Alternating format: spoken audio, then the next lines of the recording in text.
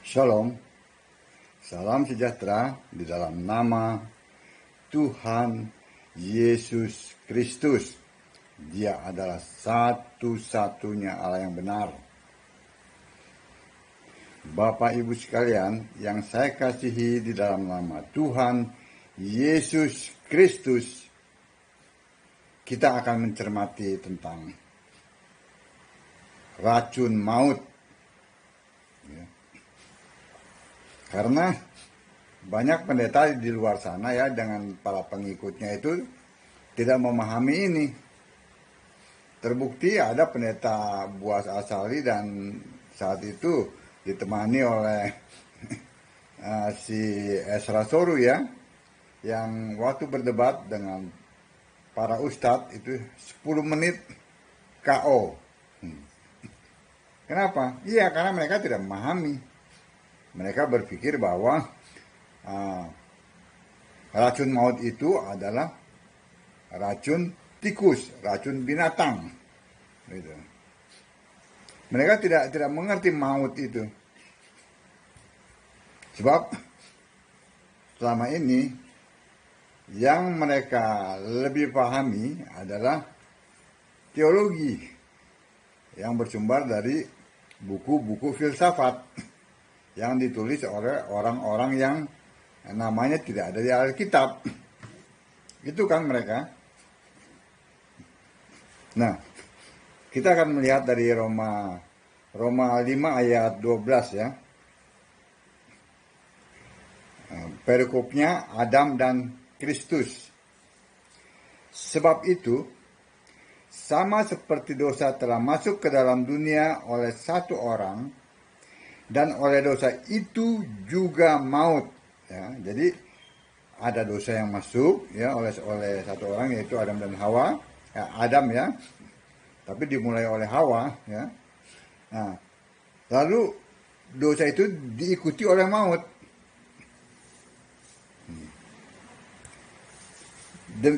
Demikianlah maut itu telah menjalar kepada semua orang, karena semua orang telah berbuat dosa.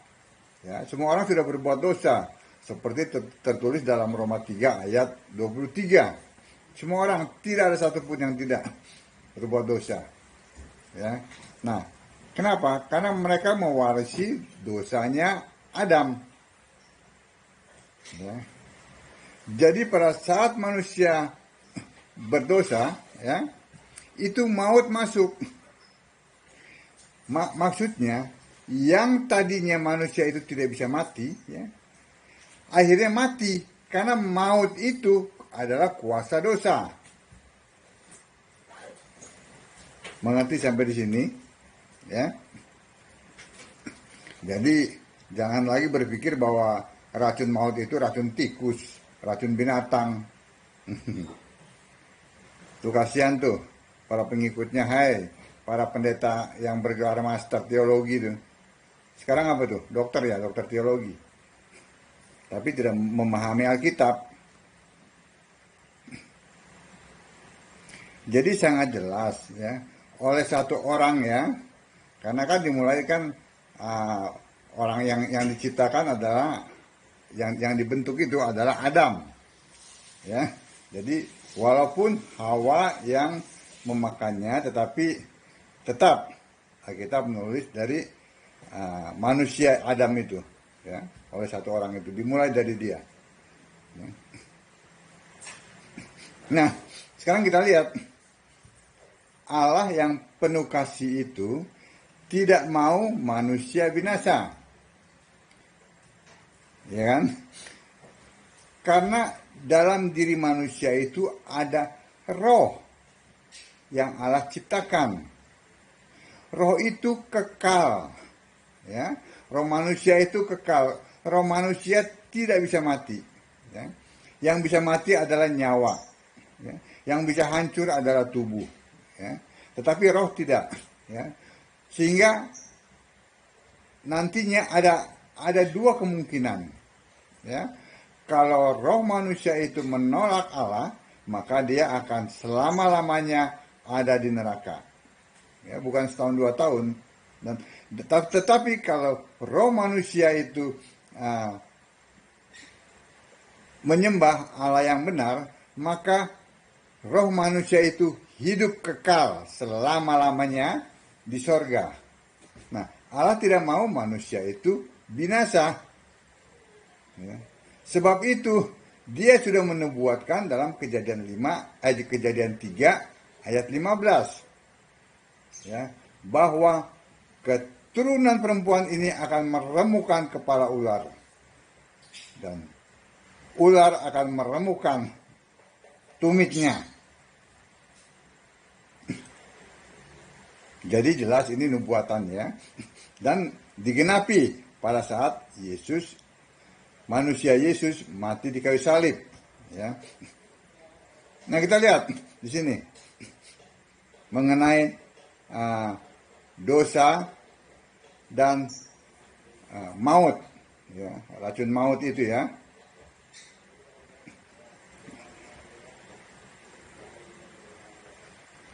Apa itu dosa? Apa itu ya racun maut ya? Kita lihat dari 1 Korintus 15.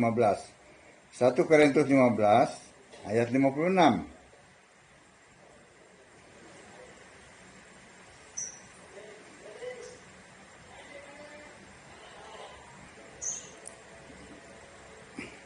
Satu Korintus 15 ayat 56. Sengat maut ialah dosa. Ya, dosa itu ternyata sengat maut. Ya. Dan kuasa dosa ialah hukum Taurat. Ternyata hukum Taurat itu adalah kuasa dosa. Banyak ayat-ayat yang menyatakan manusia tidak dibenarkan di hadapan Allah karena melakukan hukum Taurat. Tidak ada satupun manusia yang dibenarkan, melainkan iman. Kenapa? Karena tidak ada satupun manusia yang bisa menggenapi hukum Taurat.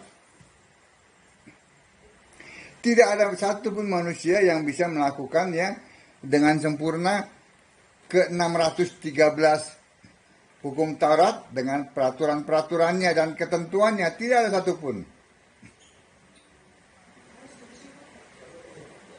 Nah, firman yang adalah Allah, Yohanes 1 ayat 1 ya, itu menjadi manusia ya, untuk menggenapi nubuat Allah dalam Kejadian 3 ayat 15 ya. Tercermin dari Yohanes 1 ayat 14. Lahir dari Maria. Ya, Lukas 1 ayat 31. Nah, dia mati di kayu salib.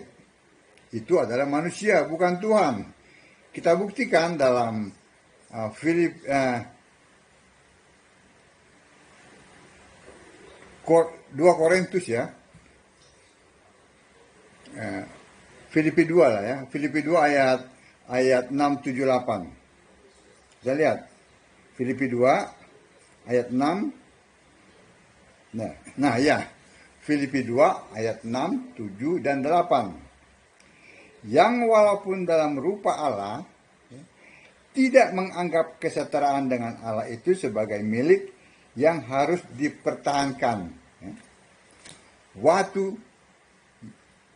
firman menjadi manusia, umur 0 sampai 33,5 tahun, dia bergelar anak Allah. Dia setara Allah. Ya, Filipi 2 ayat 6. Ya. Lalu ayat yang ke-7. Melainkan telah mengosongkan dirinya sendiri dan mengambil rupa seorang hamba dan menjadi sama dengan manusia. Dan dalam keadaan sebagai manusia, ia telah merendahkan dirinya dan taat sampai mati, bahkan sampai mati di kayu salib. Nah, pada saat dia memulai pelayanannya, dia merendahkan dirinya sebagai hamba, sama seperti manusia, dan dia bergelar anak manusia, lebih rendah dari malaikat. Kalau tadi dia bergelar anak Allah, dia lebih tinggi dari malaikat, malaikat menyembah dia, sekarang dia lebih rendah, ya, lebih rendah dari malaikat, ya, sehingga dia perlu dikuatkan oleh malaikat, ya, dia menjadi hamba, dia menjadi anak manusia, dan sebagai anak manusia dia taat sampai mati di kayu salib. Nah, itu yang mati manusia, bukannya Tuhan, bukannya Allah. Perhatikan itu ya. Jadi ya, Yesus ya mati di kayu salib itu untuk meremukkan kepala ular, yang pertama ya. Yang kedua ya, dia membatalkan hukum Taurat dengan segala peraturan dan ketentuannya ya. Tapi sebelum dia membatalkan ya, dia menggenapi dulu ya, seperti terdapat dalam Matius ya, Matius 5 ayat 17 ya.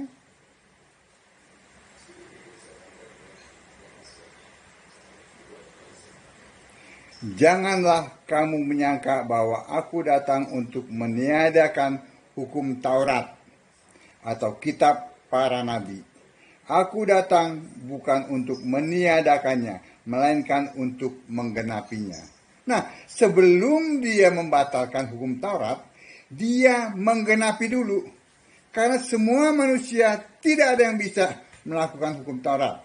Hukum Taurat itu bukan berdasarkan iman ya, tapi berdasarkan siapa yang melakukannya akan hidup olehnya gitu. Nah, tetapi tidak ada satupun manusia yang dapat melakukan hukum Taurat dengan sempurna. Sebab itu Yesus datang ya, dia menggenapi hukum Taurat ya. Lalu setelah dia genapi, dia batalkan ya. Seperti dalam Efesus 2 ayat 15. Efesus 2 ayat 15. Sebab dengan matinya sebagai manusia, tuh, mati sebagai manusia ya, ia telah membatalkan hukum Taurat dengan segala perintah dan ketentuannya. Dia batalkan ya, untuk menciptakan keduanya menjadi satu manusia baru di dalam dirinya, dan dengan itu mengadakan damai sejahtera.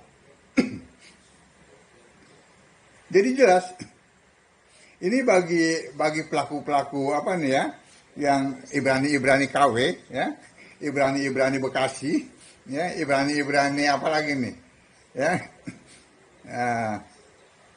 ya katakanlah Ibrani KW yang sok-sok Ibrani itu, ini ayatnya bahwa Taurat ya dengan ketentuan itu, peraturan dan ketentuan sudah batal.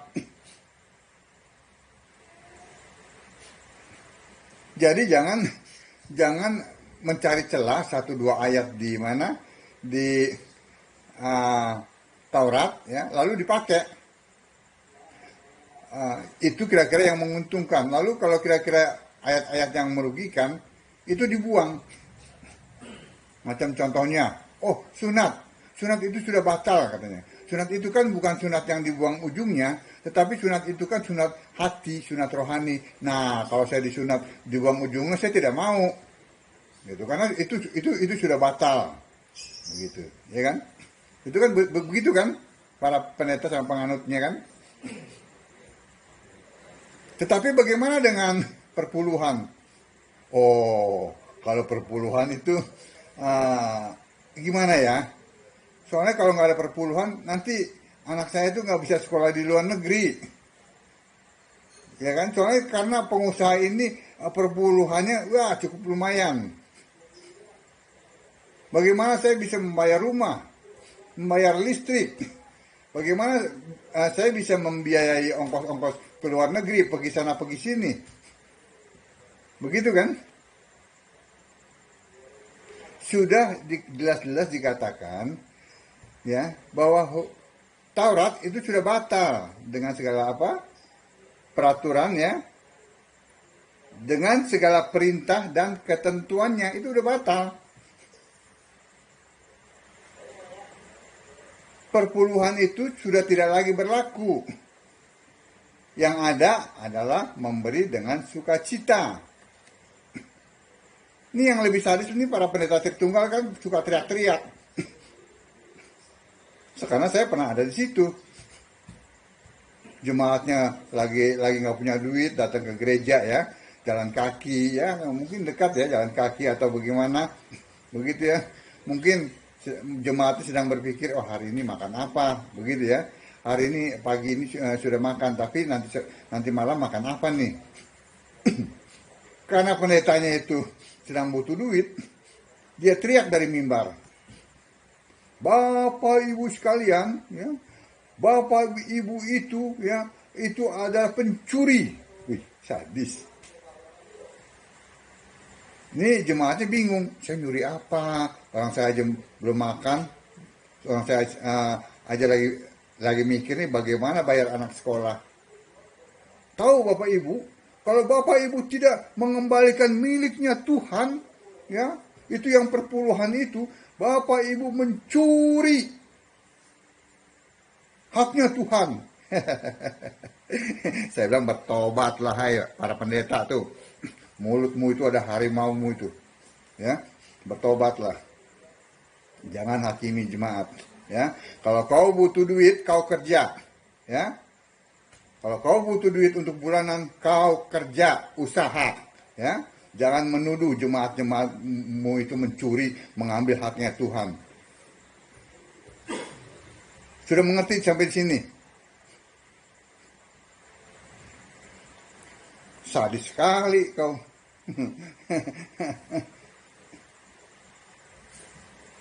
Kasihan tuh jemaat. Sedang kebingungan untuk makan, kau sedang kebingungan untuk cari duit. Untuk memenuhi kebutuhanmu yang mewah. Ya tidak? Maka saya bilang bertobatlah. Bertobat. Sebelum kau menghadapi pengadilan Yesus tahta putihnya, bertobat. Masih ada kesempatan untuk bertobat. Ya, jadi apa? Hukum Taurat dengan segala perintah dan ketentuannya itu sudah batal dengan kematian Yesus di kayu salib. Makanya kalau mau cari duit jangan jadi pendeta. Tahu? Pendeta itu dipilih oleh Yesus, bukannya oleh sinode, bukannya oleh gereja. Yesus yang memilih. Nah, Yesus yang bertanggung jawab untuk memenuhi kebutuhanmu. Oke? Nah, tadi hukum Taurat sudah batal. Nah, bagaimana dengan Abraham, Ishak, dan Yakub? Mereka tidak ada di bawah hukum Taurat. Sebab setelah mereka mati, ya, baru hukum Taurat ada. Betul? Setelah Abraham, Ishak, Yakub, ya mati ya. Lalu anak cucu mereka ada di Mesir. 400 tahun kemudian, ya, orang-orang ya Firaun yang tidak mengenal keluarga ini, ya, yang sudah menjadi sebuah bangsa, mereka menindas. Lalu dengan kuat kuasa Tuhan, bangsa ini dikeluarkan oleh Allah. Lalu mereka diberikan hukum Taurat. Nah, bagaimana dengan itu?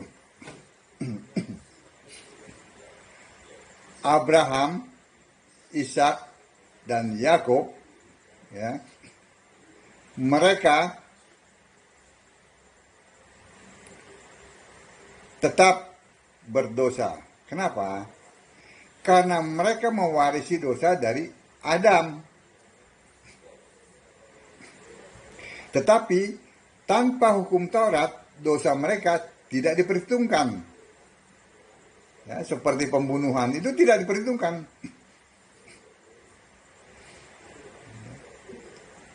Bagaimana mereka selamat? Mereka selamat kalau mereka percaya hanya kepada Allah saja. Itu yang pertama. Yang kedua, mereka mempersembahkan korban, ya. Korban persembahan. Jadi ada dua ya yang mereka lakukan untuk selamat.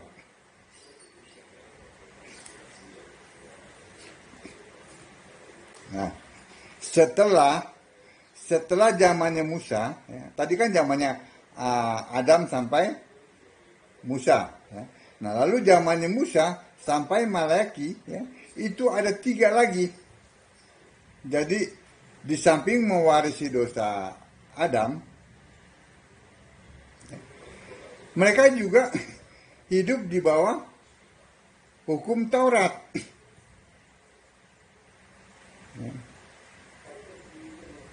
Tidak ada seorang pun dibenarkan di hadapan Allah karena melakukan hukum Taurat. Tidak ada. Ya. Jadi untuk selamat, yang pertama, ya, Adam sampai Musa percaya yang pertama kepada Tuhan, ya, lalu memberikan korban, ya, korban bakaran yang nantinya akan berganti menjadi korban penghapus dosa, ya. Itu zamannya Musa sampai Malaki ditambah lagi, yaitu melakukan hukum Taurat untuk selamat. Begitu. Tetapi karena manusia tidak dapat dibenarkan karena melakukan hukum Taurat, ya, di hadapan Allah, ya. Jadi harus melakukan 3 itu, yaitu tetap melakukan korban persembahan itu, korban bakaran.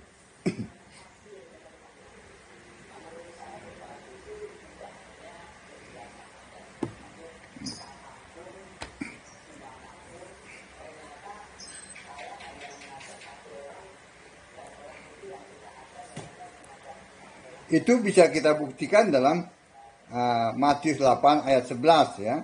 Abraham, Ishak, Yakub itu selamat, ya. Juga dalam Lukas 13 ayat 28, ya. Abraham, Ishak, Yakub dan semua nabi-nabi itu selamat, ya.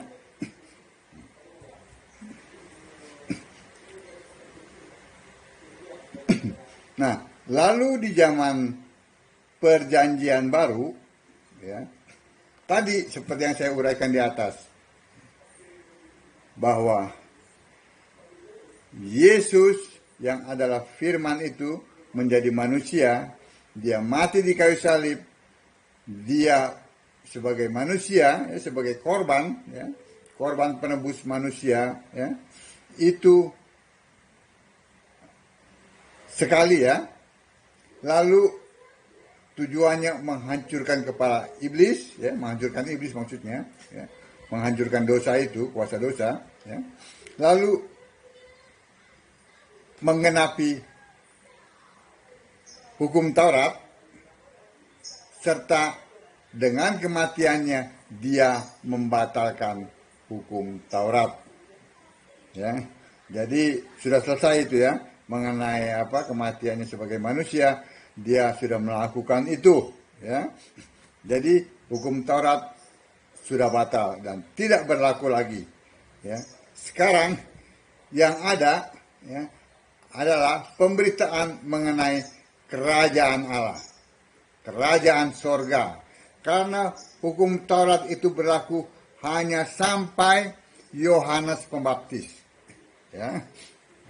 Setelah itu beritakan, bertobatlah kamu karena kerajaan Allah sudah dekat. Itu sekarang yang diberitakan adalah kerajaan Allah, kerajaan sorga. Gitu. Jadi tidak lagi hukum Taurat, ya, dengan segala perintah dan ketentuannya itu, ya. Amin.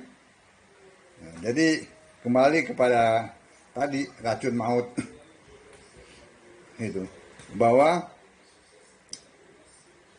1 Korintus 15 ayat 26 itu ternyata mengatakan bahwa hukum Taurat itu adalah kuasa dosa. Ya. 1 Korintus 15 ayat 56.